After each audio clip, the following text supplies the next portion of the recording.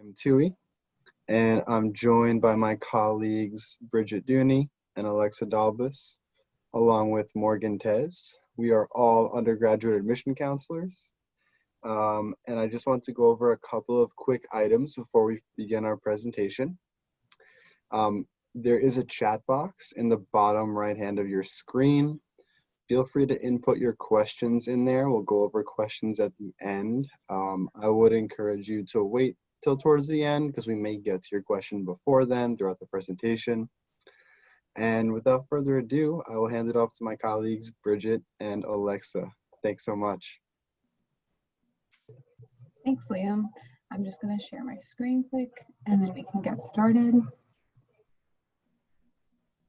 So like Liam said, my name is Bridget Dooney. I work in undergraduate admissions along with my colleague Alexa. I recruit in Northern New Jersey, Colorado, Illinois, Indiana, Kansas, Michigan, and Oklahoma.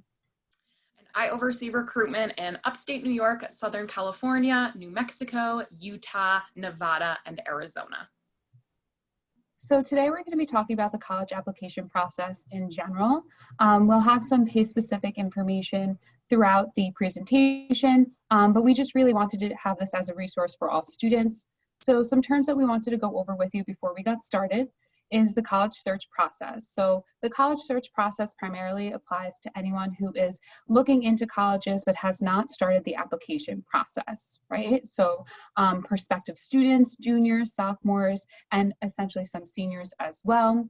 So when you're beginning the college search process, you want to think inward and you want to ask yourself, what do you want from your college experience? And how can a college support me? So what services can the college provide me and what am I looking for?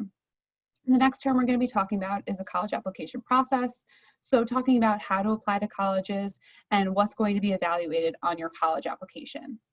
After you get into your college, you're going to have to choose between a few different schools that you've applied to. So we're going to be talking a little bit about what comes next after the application process and a little bit more about how to succeed throughout this process. So of course, reaching out to your admissions counselors, we wanted to thank you all for attending this event.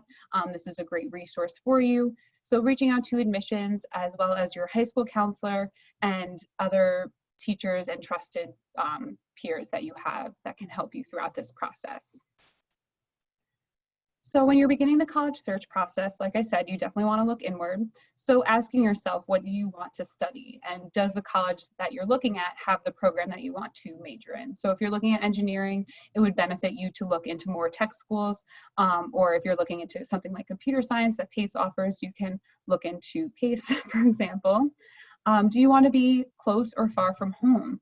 Do you want to be where there's only warm weather all the time? Do you not mind getting the occasional snowstorm? All something to consider when you're considering how close you want to be and what environment you want to be in while you're at school. That also includes if you wanted to be in an urban environment as opposed to a suburban environment or a rural environment where there's not many major cities or towns nearby. And then what do you need to succeed? So for example, if you have an IEP in high school, that may be a great example to make sure to see if the college that you're looking at has those programs to help you get extra time and meet those accommodations that you're looking to have during college. And then what do you want in your college experience? Do you want to be involved in Greek life? Are you looking to continue on to do student government? Are you looking to play Division II sports? That is all something that you should be asking your admissions counselor, doing some research on the college website as well to make sure that your college that you're looking at ticks all of those boxes of something that is important to you. So prioritizing those questions. And then your timeline, your junior year, you'd be looking just to begin some research, starting to attend some virtual visits. So again, this is a great resource for you and we definitely encourage you to come on campus tours. We do have virtual events as well as some online driving tours, as well as walking tours throughout New York City. And then your senior year, you want to start narrowing down your list, gathering the application requirements. So we'll talk a little bit more about that later. Knowing your deadlines and obviously, of course, continue to visit the colleges, making sure that you are a good fit, that you see yourself at that school. Maybe you want to look more into what the student body is like. So visiting schools is a very important tool to beginning your college search process. Now, when you begin applying, there are a few questions that you need to ask yourself. How do you apply? When do you apply? And what do you need to apply? Now, there are a few different types of applications that you can submit in order to apply to colleges. Most commonly, there is the common application and a university-specific application. So each school does preference their applications. For example, PACE, we actually don't preference our applications at all. So you can apply with either the common application or the PACE University application, and it won't impact your decision, but some schools may preference one over the other. So make sure that you are asking that question when you start applying to the individual schools. There are also applications that exist like the coalition application, the universal application, and the system shared application. While those are less common, they do exist. For example, if you're a student in New York or California, in New York we have the SUNY system, in California you have the UC system, and those school systems have system shared applications to make it easier to apply to all of the different schools within that system. So as you're researching the different application types that are available to you, make sure you're figuring out which one is going to be the best for you long term, because you're definitely going to be applying to a few different schools, so you want to make sure that you're doing it in the most efficient way possible. Now, when you are applying, each school has different deadlines. Most commonly, the deadlines are early decision, early action, regular decision, rolling admission, and program specific. We're going to dive a little deeper into each of those and what they mean moving forward, but make sure that you are taking note of all of the deadlines at the schools that you're interested in applying to, because often they do vary from school to school. So you want to make sure that you have all of them on your calendar so you don't miss any. Now, what do you need? In terms of all the application materials, this is pretty standard from application to application. Some schools may require more, some may require less. Again, very school specific, so make sure you're researching the applications process specifically for each school that you apply to. But generally speaking, you're going to need to submit an application, an essay, extracurricular activity overviews, transcripts, letters of recommendation, and then some schools will also have you submit things like test scores, portfolios, audition materials, or interviews, which we're going to cover a little bit later on in the presentation. So those are the questions to start asking yourself, and we're going to do a bit of a deeper dive now. So when do you apply? There are a few different types of application deadlines that schools typically offer. Now, early decision, the big thing to remember about that is that it is binding. So when you apply to a school early decision, you better be 150% sure that that is going to be your home for the next 4 years, because if you get accepted to that school, it is then expected that you put down that tuition deposit and withdraw any other applications that you may have submitted elsewhere. So the biggest thing to remember is that early decision is binding. Early action is not binding, but it's usually a deadline that takes place earlier than a regular decision deadline. So it does get you your college decision back on your hands a little bit earlier. But again, it is not binding, so you're able to apply to as many early action schools as you want. Again, it just gives you a little more time later on in the process to make that final decision. Rolling admissions is when a school will accept applicants until a program fills up. So for example, PACE University, our regular decision deadline is February 15th. However, we will still consider applications for certain programs after that deadline, which would be considered like a rolling admissions deadline. However, we do have certain program specific deadlines as well. So those are specific application deadlines for a specific academic program. For example, PACE University, we have performing arts as well as nursing. So for performing arts, our decision or our application deadline is December 15th, and our nursing is February 15th, meaning that if you submit an application for those programs after those deadlines, you will not be considered for those programs at all. So make sure again that you're taking really good notes when you're looking to see what application deadlines are available to you and picking the one that makes the most sense for you in the application process. Thanks, Alexa. So we're going to dive into how to write your college essay, or what you want to talk about throughout your college essay. So Alexa talked a little bit about the different applications that you can use. So the Common App and usually school-specific applications will ask you a prompt or a question. You have a few options to choose from. So generally those are things that may have shaped you, people that inspired you, an event where you faced a challenge, maybe some travel experiences or passion projects as well. You also have the option to choose your own topic. So definitely reviewing those and seeing what best applies for you. That would be the best option that we recommend. So some tips to writing your college essay, starting with an outline. You know, a lot of students always talk about how they have to do that throughout their English class, but it does definitely come into handy when you are beginning that college essay process. So just thinking about things that you want to write about, staying true to yourself, things that you can write about without having to do too much research or, you know, not sounding too much like a robot. So using your own voice, you can use some I's in there as well. It's not like your traditional history essay that you have to write for classes. And also making sure that you're revising that essay. So we always like to say that you give your essay to someone you like, not someone you love. They will give you an honest opinion. They will review for grammar, and they will review for maybe writing the wrong college name and maybe writing too short of a college essay, right? So generally we're advising that you have a few hundred words. Again, different schools have different requirements for the word limit that you should have. So looking into that college and making sure that you have that information before you're writing.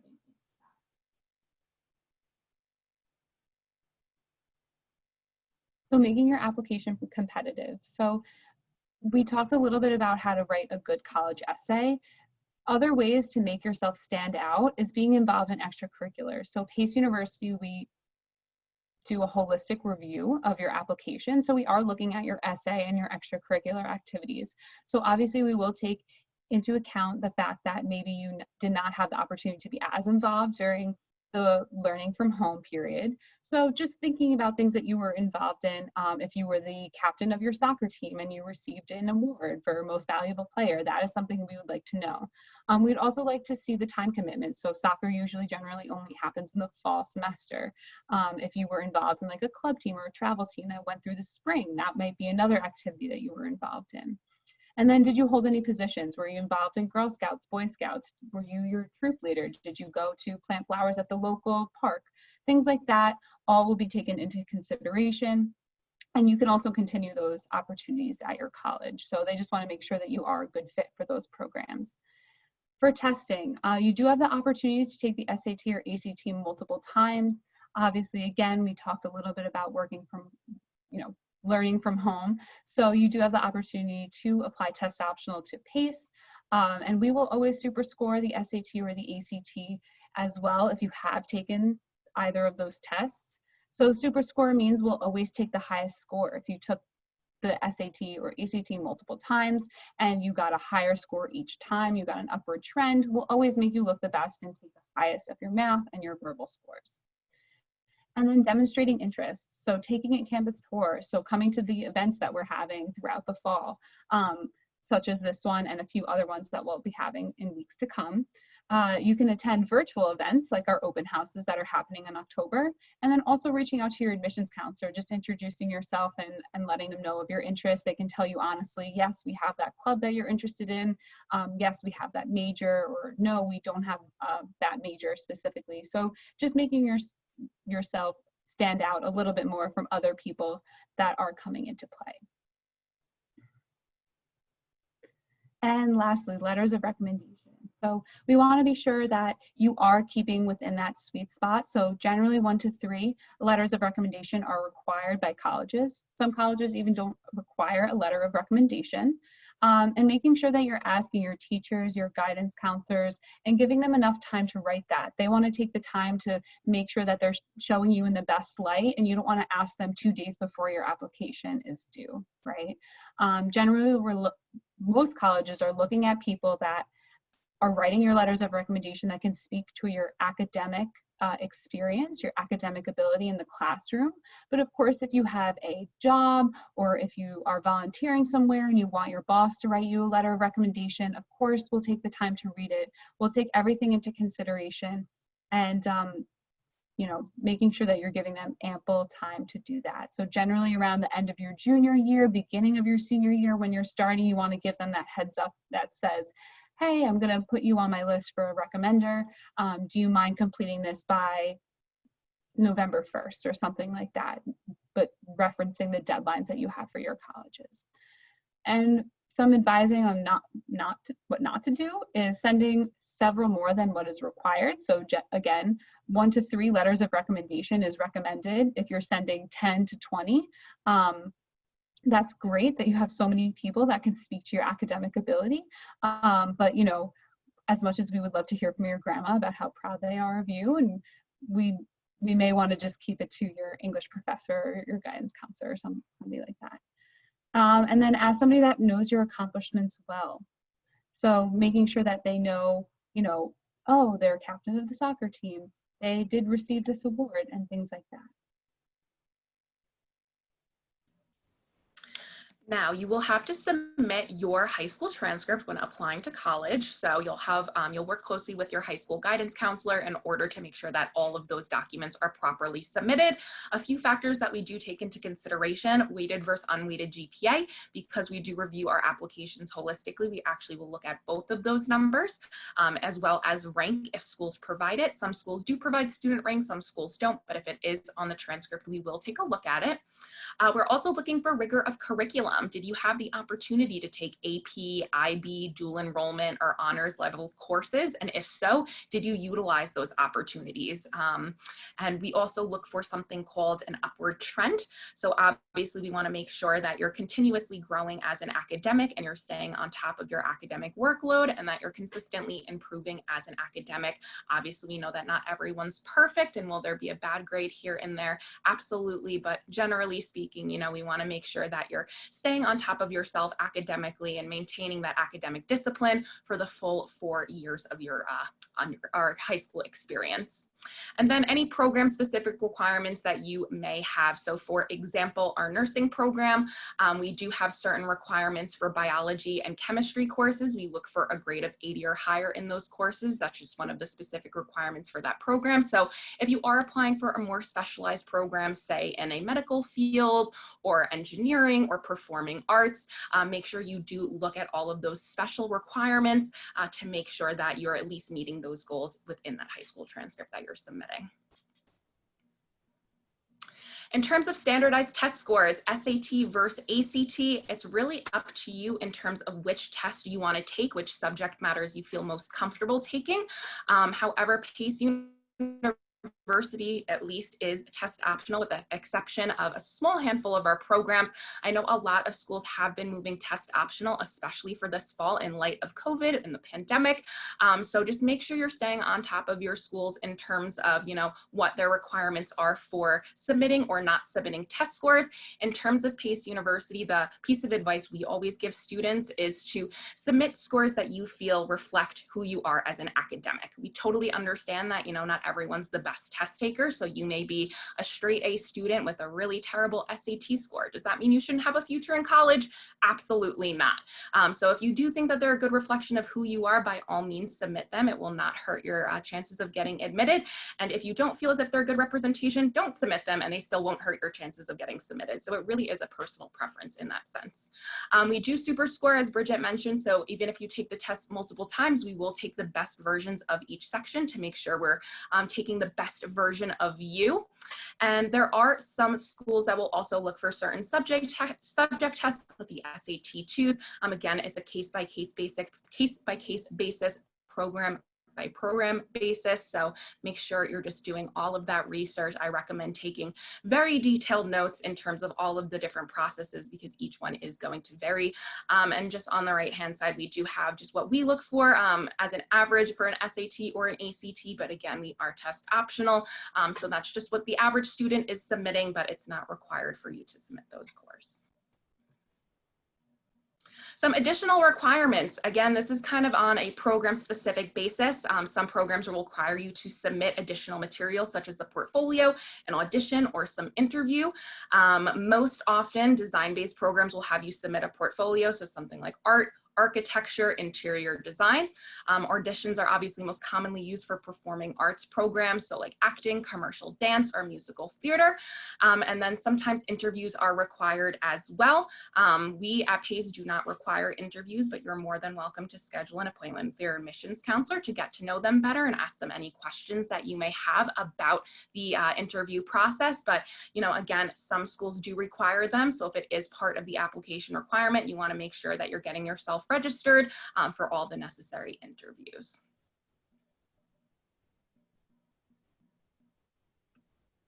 Right. So understanding your decision. So you applied to the college, you put in all of the work, and you got your decision back from your university. Generally, that's either via email or in a physical letter that is sent to your home. So just understanding the different types that you may see on that decision letter. So admitted, congratulations. Making sure that you're reading the decision letter carefully to know what program you were admitted for and seeing if you were eligible automatically for any scholarship money. The acceptance letter may also include how to apply for other scholarships, how to apply for financial aid. So again, reading the full decision letter will come in handy. And then deferred. So deferred means that maybe the admissions committee would like to see a little bit more information before making a final decision on your application. So whether that be new test scores, it may also be your mid-year grades, so your first semester senior year grades. Waitlisted may mean that you meet the admission requirements, but the program has already filled these spots. And that waitlist letter generally will give you next steps to ensure your spot for the waitlist or how to get notified if you're taken off of the waitlist.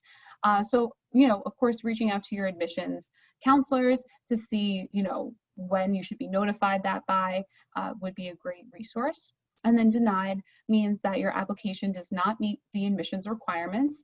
And we would be happy to review with you how to transfer to the school if you see yourself there in the future. So those are the different types of decisions that you can receive after submitting your application. And then after getting admitted, you definitely want to look into financial aid. So again, we talked about scholarships that you may automatically be considered for when you apply, like at PACE, but there are also other schools that you may have to apply for different merit scholarships based on your program. So scholarships are generally given by the school, and then the FAFSA will determine if you're eligible for any loans, grants, or work study opportunities. That's based on your prior year tax information from your family.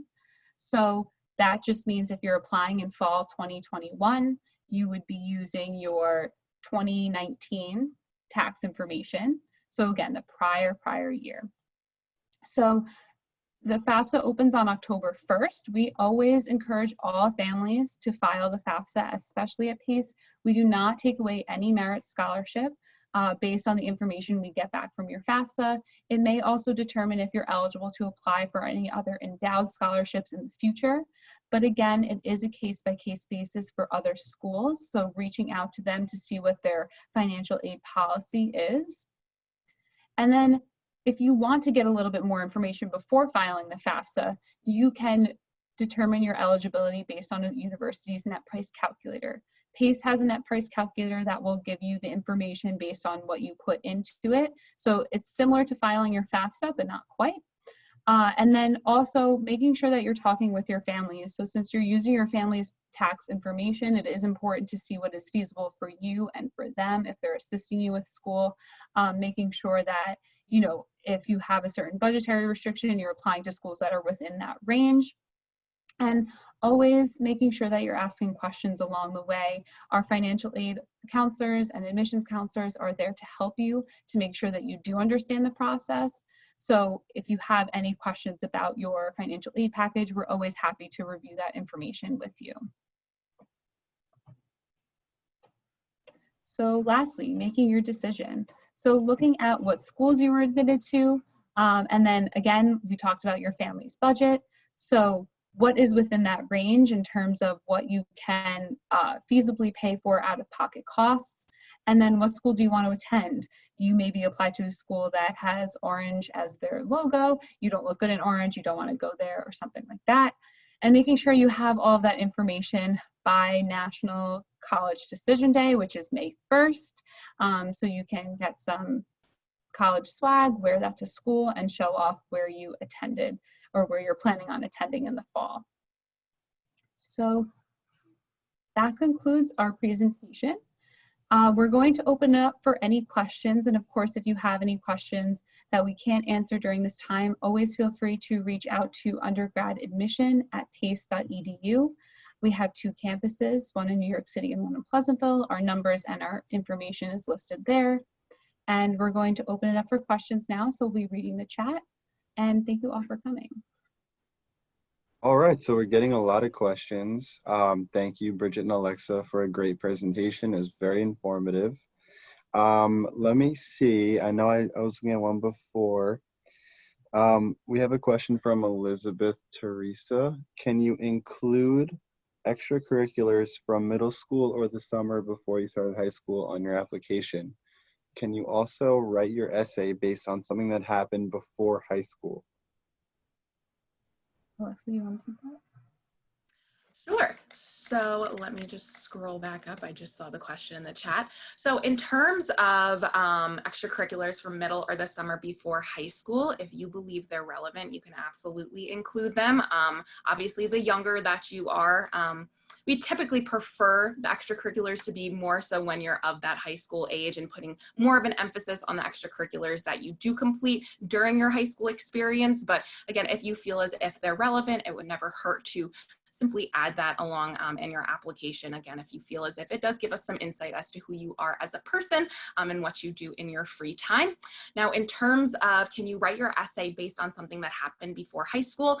Absolutely. You can really write your essay on pretty much whatever you want. Again, it's a really great opportunity for an admissions counselor to get to know you better as a person, get to know you a little bit more than just through what your high school transcript and the general application tells us. So, you know, just figure out what story you want to tell and make sure that you're telling it well. And yeah, you can really, the floor is yours in terms of the topic that you want to write about. Excellent. Thanks so much. So I see we are getting some questions in the chat. I did just put a link to find your admission counselor. So if everyone clicks on that link, you'll be able to see who your counselor is and what their contact info is. So be sure to look at that. And in the meantime, we'll get to another question. Let's see. I am graduating high school as a junior this year. I won't have my senior grades by the application deadline. Will this hurt my application? I can take that. So no, it won't hurt your application. We understand that students do choose to graduate high school early. We may just ask for some additional information and we'll reach out to you if we don't get it in your initial application as well. Great, thanks, Bridget. Let's see, we have a lot coming in. What else? What percentage of students study abroad? We have about 15% of our students that study abroad, and I really like our study abroad program because it's really flexible in terms of the types of programs that they have to offer. So if you're the type of student who really wants to get out there and see the world, we have students who will study abroad for up to a year.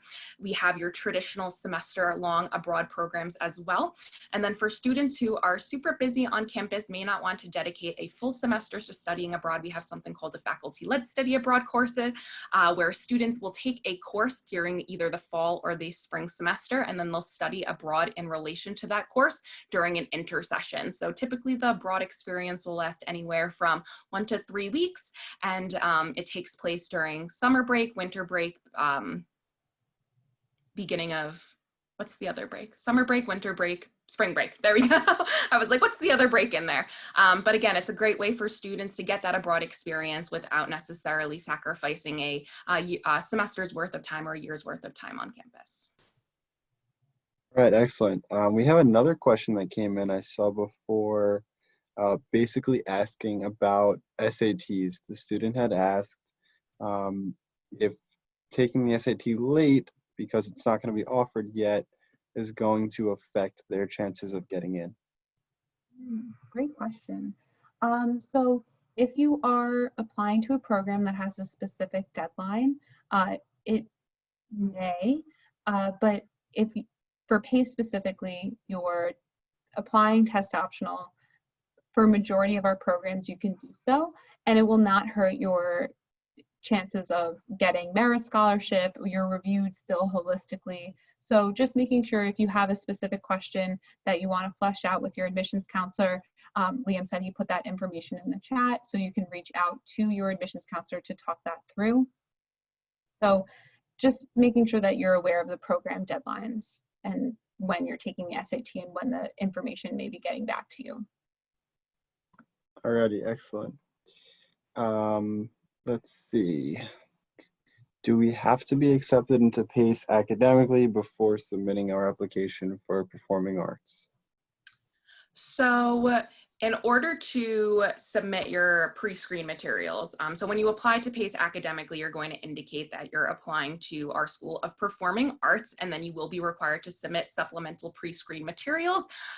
So in order to get into the School of Performing Arts, if you pass your audition, you will need to be academically admitted. However, you can definitely start that pre-screened process and start submitting those materials before you get that academic decision in the mail. So, but just keep in mind that you will need to get that academic acceptance before you can continue to pursue, if you do pass that your audition, to study at PACE. Great, thanks, Alexa. Alrighty. Yeah, I was curious to oh, go ahead. Oh, that's okay. So I saw a couple of chat questions, and I think we might be saying the same thing here, Bridget, on like essay writing help and how to make my application stand out. So we actually have another webcast on these exact topics coming up in about 2 weeks, September 16th at 6 p.m. Eastern Standard Time. We will send information on how to sign up for that, but we'll be going over specifics on a lot of the questions that you're all asking. So I would definitely keep an eye out for that. It would be super helpful for all of you to look at. If we could touch on nursing a little bit more in depth, we're just getting a few questions about that. That'd be great. Yeah, absolutely. So in terms of our nursing program, it is a direct admit program. So when you apply to the nursing program, you get accepted as a nursing major and you will start those nursing classes your freshman year. Because of the fact that we're direct admit, we're able to get our nursing students into their clinical settings come the beginning of their sophomore year. So they have 3 full years of hospital experience before they even walk across that graduation stage. Now we do have certain admissions requirements for our nursing program. We are reviewing the testing requirement. It is one of the few programs where in the past we have required test scores to be submitted. Those scores that we typically look for are a minimum of a 1080 on the SAT or a 22 on the ACT. However, we are reviewing that at the moment and we haven't decided of whether or not we're going to be keeping that requirement or moving test optional for the fall. So if you are interested in pursuing our nursing major, make sure you just keep an eye out on that, on your email and on our website to make sure that, once that information becomes available, you know about it. A few additional requirements for that, as I mentioned in the presentation, we're looking for grades of 80 or above in biology or living environment, as well as chemistry courses. And if you're a New York State resident who has taken Regents examinations in those subjects, we're also looking for a score of 80 or above in those Regents examinations. Last but not least, we're looking for a minimum score of an 84 or above for a GPA. So taking all of those factors into consideration, that's what we review for the nursing program. And like I said, again, direct admit. So as soon as you get your acceptance letter back, you'll know whether or not you'll be pursuing the major at PACE. Excellent. So we'll take a few more questions. Can we discuss a little bit about majors and minors and how that sort of thing works? Just briefly touch upon that. Yeah, of course. So I can talk specifically about PACE. Every school is different though. So students do have the opportunity to do a double major for most of our programs. Generally, performing arts and BFA programs, Bachelor of Fine Arts programs, we recommend that you do not, because it is such a credit heavy program that you are going to be taking a full course load throughout your 4 years with us at PACE. But you do have the opportunity to double major. Generally, you would apply to one major specifically, and then after your first semester, you would work with your academic advisor to add that other major or that minor. So when you start your college application to PACE specifically, you will be able to choose a campus, and then you'll be able to choose a major, and both of those are flexible. You don't have to apply to a specific campus. You can flip-flop if you want, if you visit another campus and you feel that that is a better fit for you. And as long as your major is offered on both, you can switch that as well. I was seeing some questions about visiting campus and what students have in store for them this fall. At the moment, we aren't having people come onto campus. We're not hosting in-person visits just because of COVID-19, and we want to make sure that we're ensuring the safety of all of our current students, staff, and faculty, as well as our guests. You know, it's for your benefit as well. But if you go to pace.edu/explore, you'll be able to register for a virtual tour for either of our Westchester or New York City campuses. We also have a driving tour of our Westchester campus that's self-guided, and a self-guided walking tour of the outside of our buildings in our New York City campus. So those are options for you as well. And we will also be having virtual open house events coming up. So plenty more opportunities in the future for you to get to learn about PACE. Just make sure you keep an eye on your email. All of those dates are going to be communicated with you shortly. So just keep an eye out for them to make sure you pop them on your calendar. To echo what Alexa said, keeping an eye out on your email. So in terms of application deadlines for PACE specifically, we do have 2 early action deadlines. So the 2 early action deadlines do not have specific preference. We review all applications with the same admission requirement, whether you apply early action 1, early action 2, or regular decision. They just have the benefit, like Alexa said earlier, you find out a little bit earlier by applying early action. You have a little bit more time to make an informed decision, get your financial aid package back. So just making sure that the deadline that you're applying to, you have the expectation of when you can get your application back and when you have time to make a decision. So regular decision is you may have a little bit of a longer wait, but early action, you find out a little bit sooner. I hope that answers the question. I've been seeing a few in the chat, so I just wanted to chime in there. Excellent. Thanks, Bridget. All right, we'll take 2 or 3 more questions, I think, before we wrap things up. I think some of these questions would definitely be great for our next webcast as we talk more about like the specifics of, you know, applying to college and the ins and outs of it. Let's see. So Alexa used the pace.edu/explore. For a majority of our PACE specific questions, you can definitely go to attend a virtual tour, hear from current students, hear from our Welcome Center managers about PACE specific requirements, PACE majors, the different schools that we have. And we will be hosting, like Liam said, a few different webinars throughout the fall to help you learn a little bit more about campus activities and you know, how to make yourself stand out, what we recommend in terms of how many schools you should apply to. All of that fun stuff is coming your way, so keep an eye out on your email and we will be reaching out. Sorry, Bridget. I'm also seeing a lot of questions in the chat just regarding, you know, specific majors and career paths that students might be considering. I highly recommend just doing a Google search of the specific major that you're looking to study at PACE. All of our majors do have academic advisors that assist students in pursuing those majors, and they really are the experts in terms of what those majors have to offer and what they'll prepare students for. So I definitely encourage you, again, to reach out to the different academic departments at the schools that you're considering to get a better idea of what those specific programs have in store for you, and again, particular outcomes that you may be looking for. Thanks, Alexa. Alrighty, so we'll take 1 or 2 more questions as we wrap things up. Let's see, if you say anything in the chat, feel free to chime in. I'm just kind of scrolling down. I've seen it once or twice in the chat, and I know it's a question that I always get when I'm recruiting.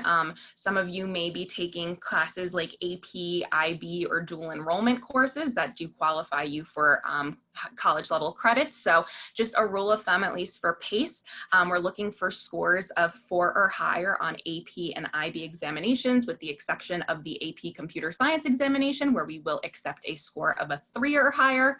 And then in terms of dual enrollment courses, so any kind of course that's being offered through a college, we do look for a course grade of a C or higher in order to consider it for transfer. And in order to process that transfer request, we will need you to submit an official copy of the transcript specifically from the school that's issuing the credits. Just having the grade that you got in the course on your high school transcript is not enough. We do need that official copy of the transcript from the school themselves. I'm going to add one last thing before we wrap up here. I've been seeing a lot of questions about our performing arts programs.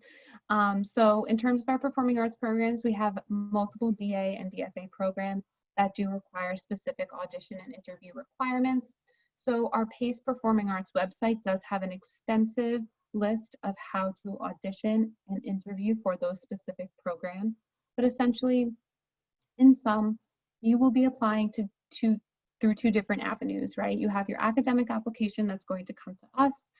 So that includes your high school transcript, your extracurricular activities, your essay, and then you're going to have your pre-screens head over to Performing Arts. So making sure that you're abiding by those deadlines, that's the most important and key feature. We do have Performing Arts tours and information sessions that are going on all throughout the fall.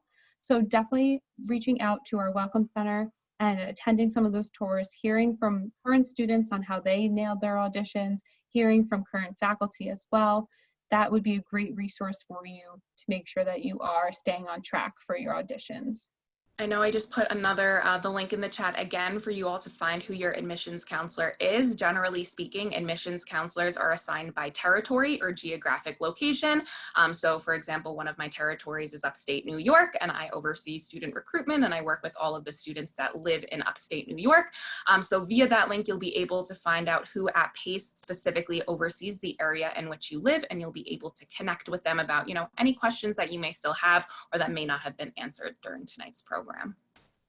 And be sure to stay tuned to your email and to our PACE website to attend future events on how to look for colleges, information about how we're committed to diversity, information on student activity and campus life, our career services on how to nail your interview if you're going for an internship or if you're applying to a school that does require interviews.